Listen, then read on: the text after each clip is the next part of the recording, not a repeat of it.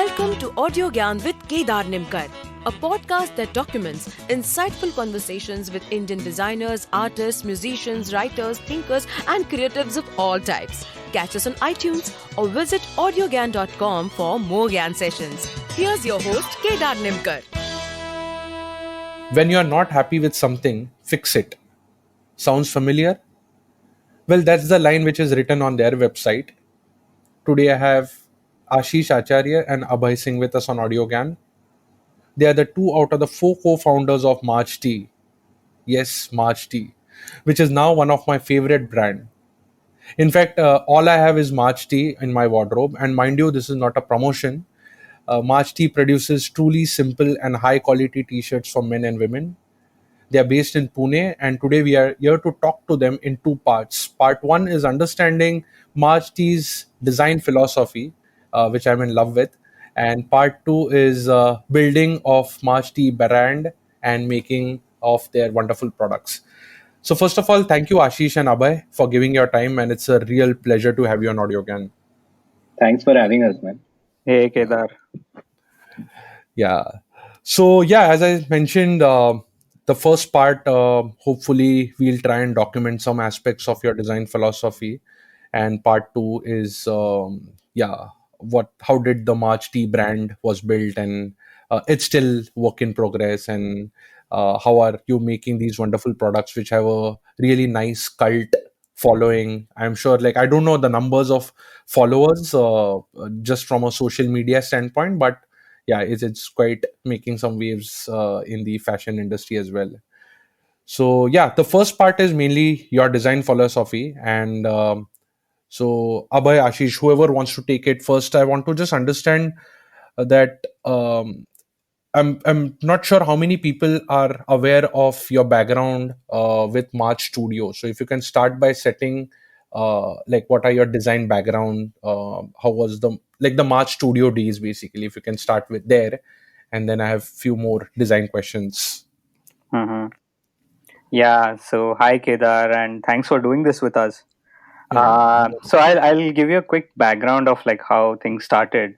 Uh, so Sukh, our co-founder, he started Studio March when like everything was new and digital. This is like many years back. Like everything was new and digital. It was pretty raw. There were no rules. Uh, and I think I was like just out of college, and I remember seeing the Studio March website and thinking, whoa, like this is like way ahead of its time. And like I was pretty impressed by the website then.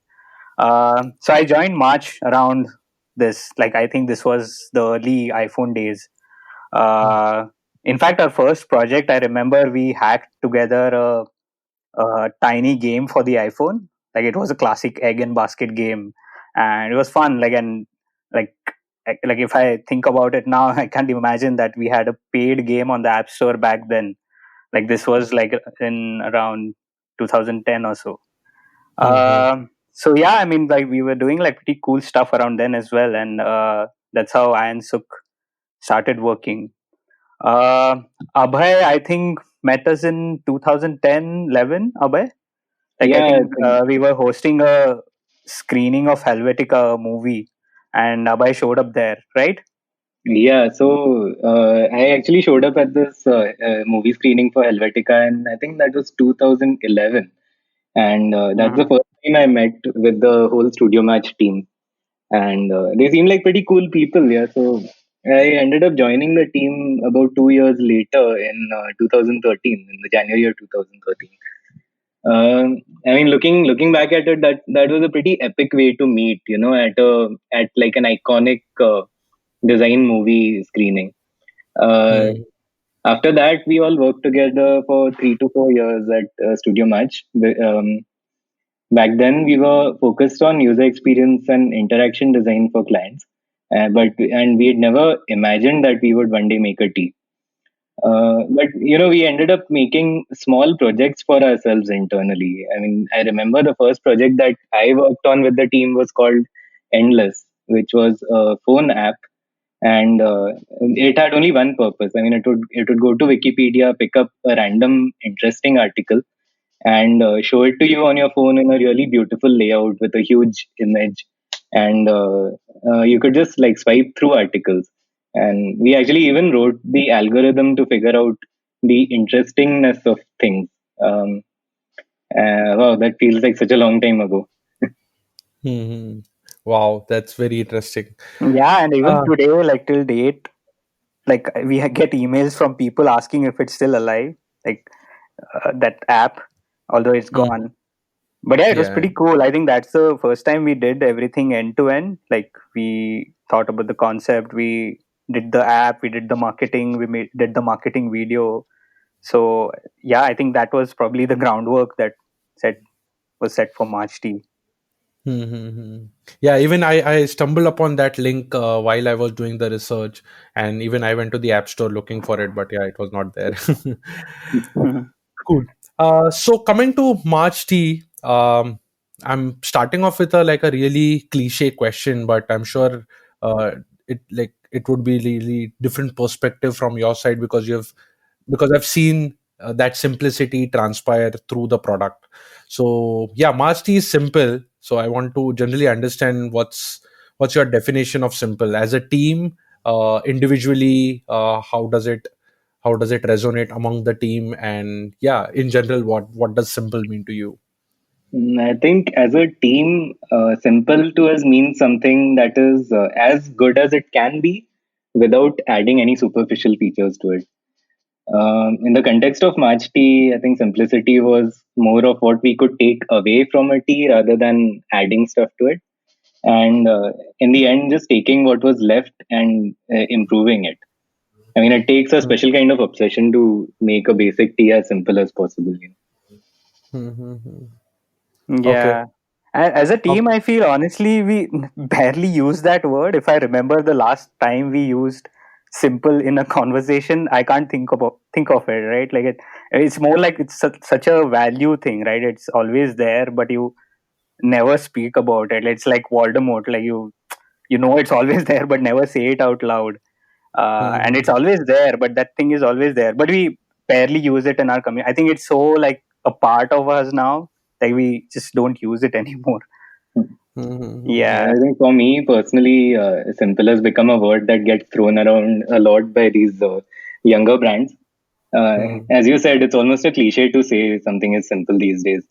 But Yeah. I think still Mm, simplicity is like a basic and almost automatic requirement for anything that we work on. mm, Mm-hmm. mm. Yeah, to me, like simple is so broad, man. Like I mean, it could be different in different contexts. But as a like, if you talk about just design and simple design, so for me, like simple design is just like less design, but like I feel like it needs to be the right amount of less. Like it can't be too less, or I mean, like if it becomes too less, then it just becomes less relatable. Like I think Mm-hmm. as a designer, we just always strive to hit that sweet spot where like it's less, but it's still relatable, and it's fun. Like I mean, when you hit that spot, you know, like you got something. Like so, that's fun. Yeah. Hmm. So in case of actually, I don't know whether I should ask you in this particular episode or the next one, but yeah, I can't resist. So in case of March tea or like t-shirt in general, um, it's pretty. So if you can tell me like what's the process of like simplicity there, because it's finally there are sleeves, there's body. So what are you stripping away? Hmm. Yeah. Yeah, I think as Abhay said, like it's just like just being having this obsession of like just taking out things. So like Hmm. imagine like there is a stitch on the t-shirt, right? Like that's something you can't remove. But like I think we got to a point where we thought of like how to just get rid of that stitch that's visible. So I mean we ended up making a process that uh, shows the stitch inside, where it's like a normal stitch on the inside, but on the outside it's totally invisible. So Hmm. I think we had to bend some of the processes to get to that level. uh, Hmm. so yeah, I mean it's just like going down to every single aspect, like down to like each stitch, and see if we can simplify it. Mm. Correct. I Correct. think even other Yeah. than that, in India at least, a lot of people are used to wearing these graphic tees and tees with logos on them.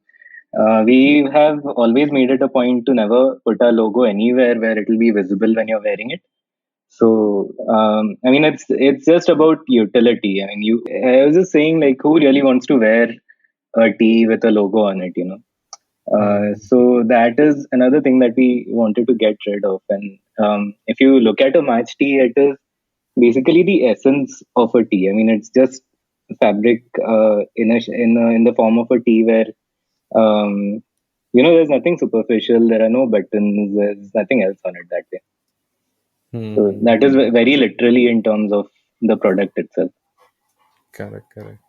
Yeah, in fact, I can slightly relate to it because, uh, like, some things which are very inherent or something which have just gone way too deep into the bone itself, you never really talk about it because, like, I was trying to learn flute many years ago, and I asked my guru saying that how many times, like, how many hours do you practice? And he said, I practice. So he used to teach magic also, so he said, I practice magic for like 4 or 5 hours. So I said, no, no, sir, flute. No, no, no, flute, I don't count. So it's because it's so inside that you really Hmm. don't have to speak it out loud. So I can understand where you guys are coming from when you say that we hardly use the word simple in our conversation. Yeah, Yeah. yeah. So, how important is storytelling for Mastery? I mean, how critical do you think is storytelling important? Because whatever visuals you have, whatever communication you put out on your website, or generally, like, there has to be some sort of a story. And these days, it's much more emphasis. But what has been your observation while dealing with clients during the studio days as well, and now building a product itself, building like a t-shirt itself? So how critical is storytelling part of it? I think it is absolutely critical for us, and we do love storytelling. Hmm. It's not just like a marketing tool for us. I mean, all of our products actually have a story because in the end, they all come out of a need.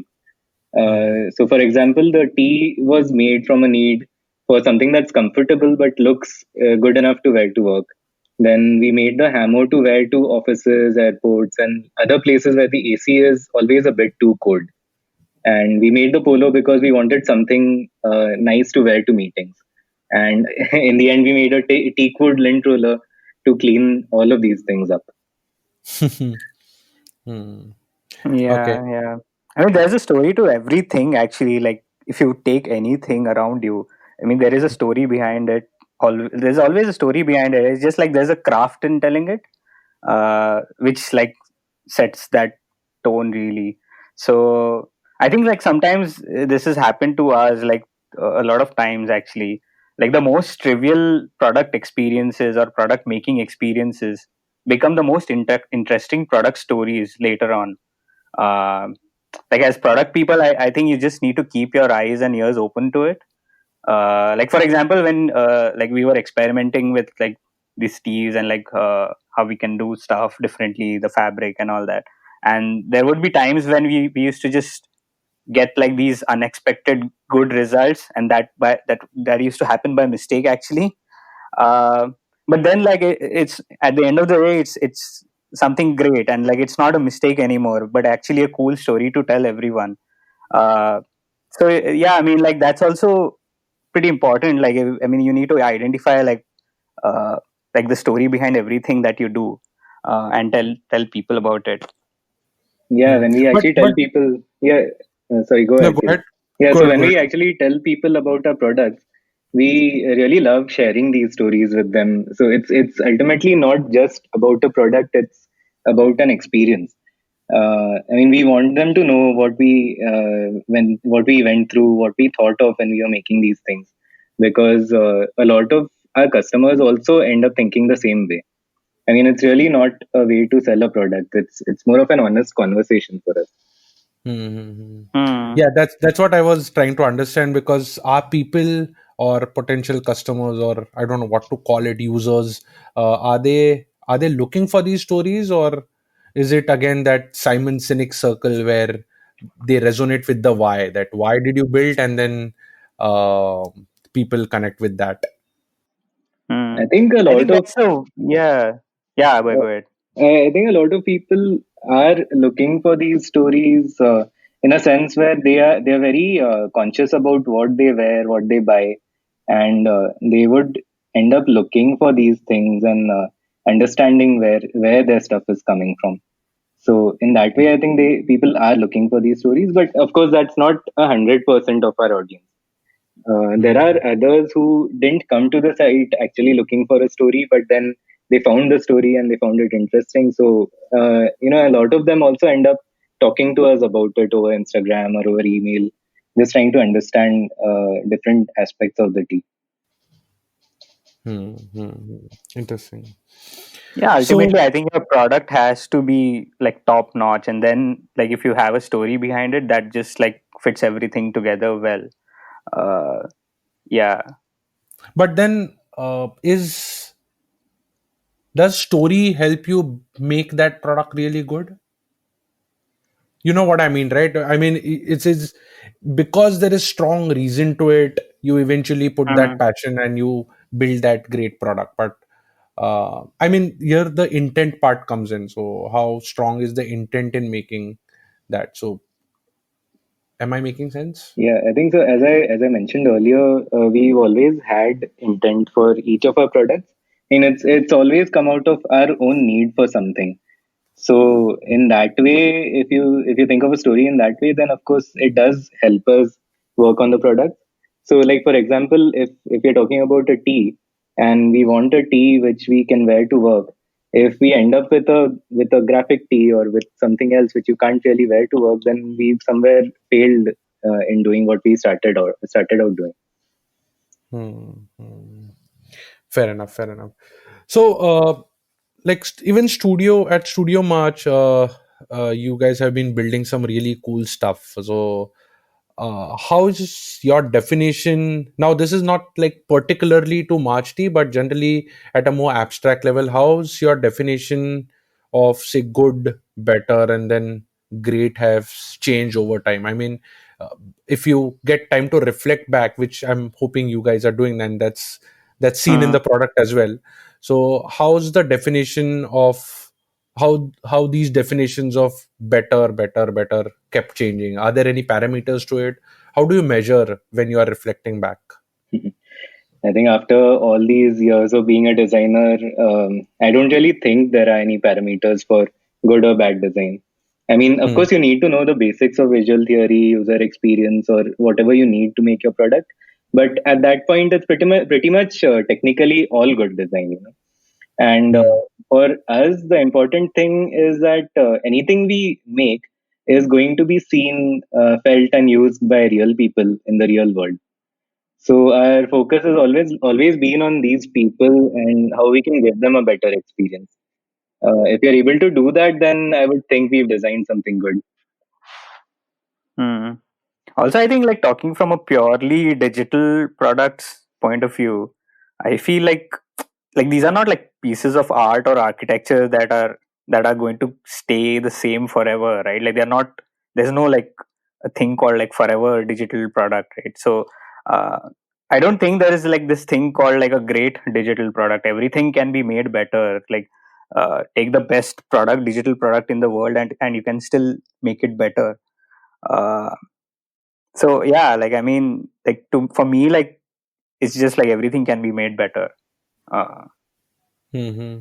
No, but then what's your definition of good then? I mean, just put it very. I mean, I had like thought of a longer question, but then I would, yeah, would be interested in knowing then how is a good product? Because when you're thrown at something which is say like today, I'm not a physical product expert, but if I look at March mm, tea and I say like I want to make it better, like the mm, core, the base t-shirt which you have, I'm not talking about the variations and the new catalog which is coming in, but just the base t-shirt. Now, how do you define, or how do you decide what feature to make better, what aspect to make better? in the t-shirt, in the Yeah, tea. in the t-shirt, yeah. Uh, it's just a it's I think it's just like a process, man. Like, I mean, there are like these things and you just keep hammering at it. Like, if you take the fit, right? Like, fit is Hmm. such a important thing. Uh like a tee is just like a basic piece of fabric. Like, it's there's no like moving parts in it. Like, the most Hmm. important thing is the fit.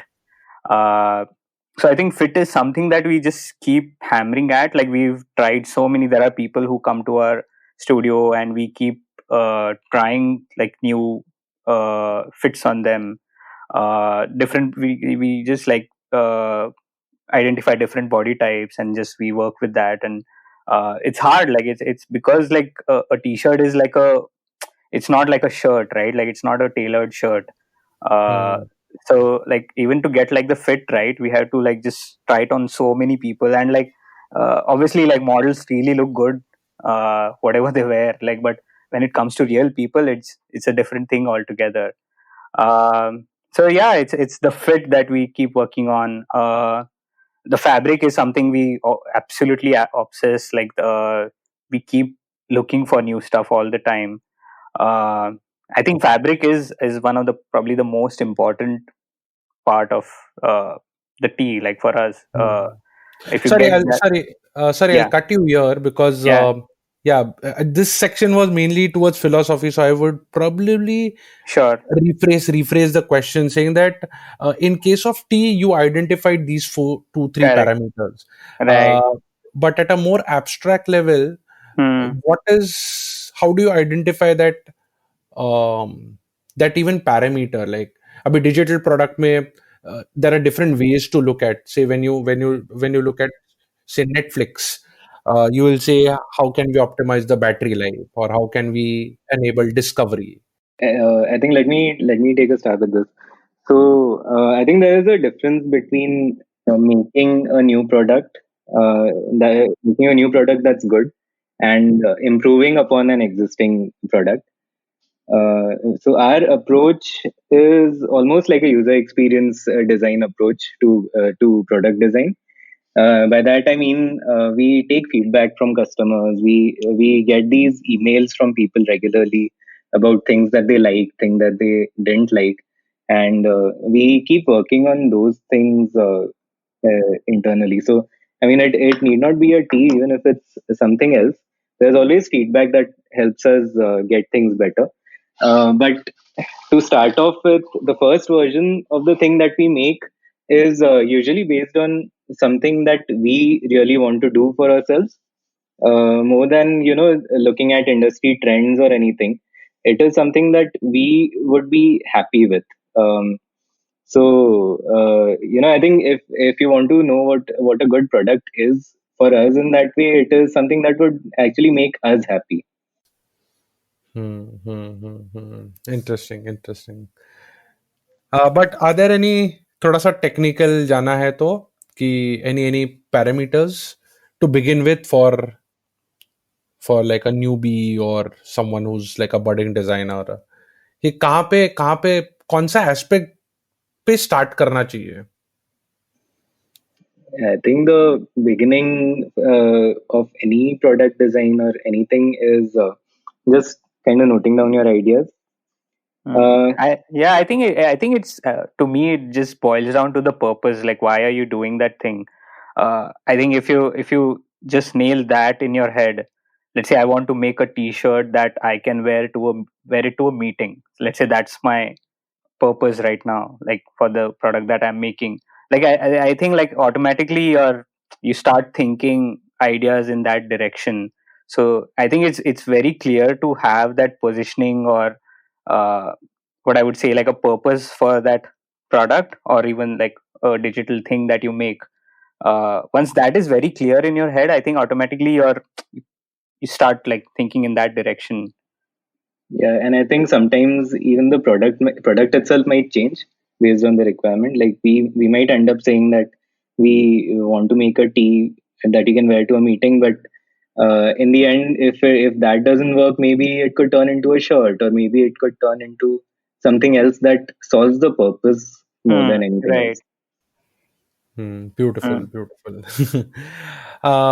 Yeah, and then for this episode, I have one last question. So, since you mentioned that you have a clear purpose, then the purpose typically is very focused and very finite, and there's not like laundry list of things which you want to achieve in a particular thing. Yes, there could be, but to begin with, it's very, very focused. So I wanted to understand your perspective with respect to the relationship between scale and quantity. um, I mean, is it possible that a well crafted product, which needs like a super high critical attention to detail, yet it can be scaled? I mean, if yes, it can be scaled, then how? And if the answer is no, then why can't it scale? Just like, yeah. That's pretty much an operations question, but let me try to answer it from a design point of view. Hmm. There's this common notion that scaling up will make a company's products worse, but I don't really think that's always the case.